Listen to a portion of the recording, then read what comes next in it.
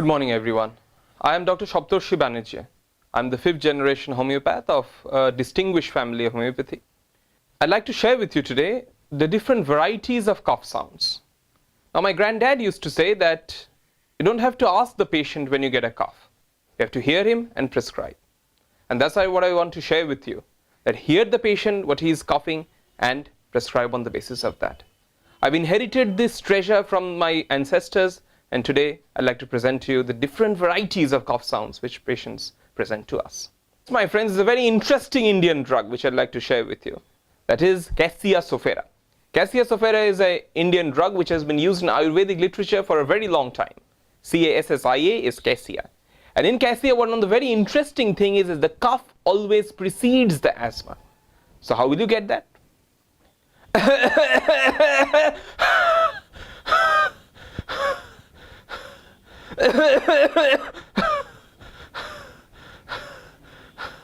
So the cough that is preceding the asthma in case of Cassia sophera. So that's also very interesting. Next one is the hawking cough of Sticta. And how will you get a hawking cough? In Sticta, what happens? There's a lot of mucus in the nose.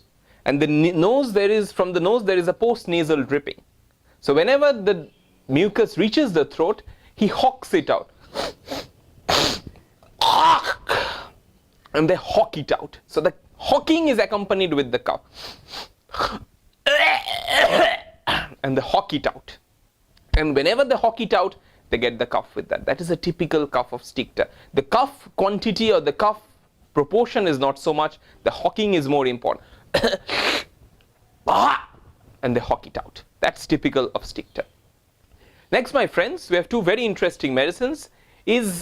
Medicines which have cough which ends in vomiting. Cough which ends in vomiting has got two interesting medicines, but they are in two different age groups. Group 1 is for children, and that wonderful medicine is mephitis. In mephitis, you have and they vomit it out. That's the typical cough of mephitis. But especially for children, remember, and whenever they cough, the face becomes all blue in case of mephitis. It's all blue for mephitis. And they're better by cold water, they're better by bathing in cold water. So the cough ends in vomiting in mephitis. Another interesting medicine which has got that, but it's more for the elder age group or more for adults, is Coccus cacti. Coccus cacti also has got that cough ends in vomiting. And Coccus cacti, it's the thick mucus which is collected in the throat. So and they vomit it out. So the mucus is in the throat and they vomit it out. Again, you see the difference between Rheumex and Coccus. Rheumex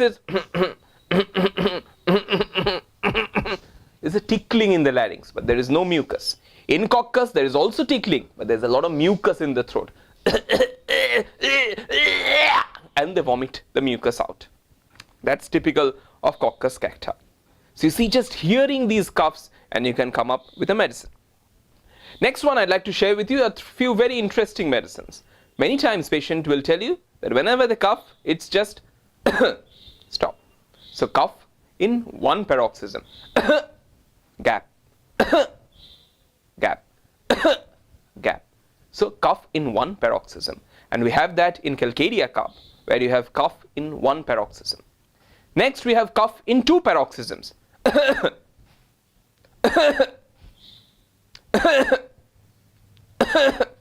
So cough in two paroxysms. And that we have in Pulsatilla and Merksol. Cough in two paroxysms, Pulsatilla and Merksol. Next, my friends, we have cough in three paroxysms, and that's also quite interesting.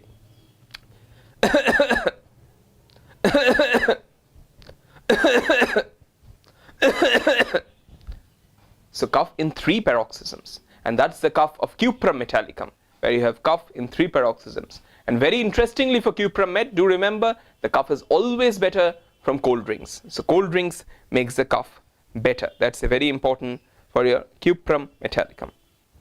The next, my friends, is also a very important, the loudest cough of the Rheumatoid medica. And the loudest cough, you have that in Hyoscyamus.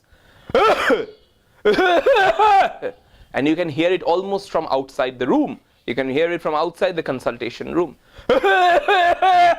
It's the loudest cough of the Rheumatoid medica. is hyoscyamus, and the cough is generally worse on lying down. You can prescribe that in acutes as well, worse from lying down. And last, my friends, is the cough of capsicum, where whenever they cough, and they will touch the knee there. Whenever they cough, there's pain here. Whenever they cough, there's pain here. So interestingly for capsicum is cough with pain in the distant parts, and that's very interesting for your capsicum. Cough with pain in the distant parts.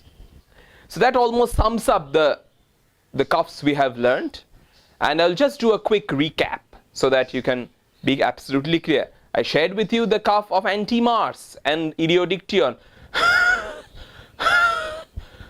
where it's the wheeze. I shared with you the barking cough of Hipper and Sambucus, and that's the barking of Hipper and Sambucus. I shared with you the dry cough of Spongia, where it's like a saw being driven through a pine board.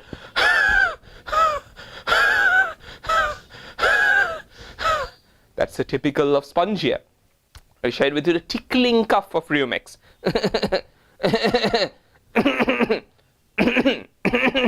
That's Rheumex.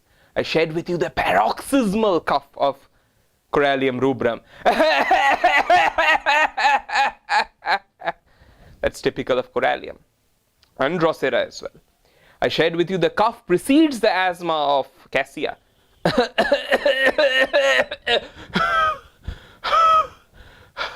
The cough preceding the asthma. I shared with you the paroxysmal cough within one paroxysms of calc. The two paroxysms of pulsatilla and Merck. I shared with you the three paroxysms of cuprum. And the last one was the loudest cough of hyoscyamus, whereas that's the loudest cough. And my friends, do remember, from now on, always hear the cough, not ask the patient much questions. Thank you.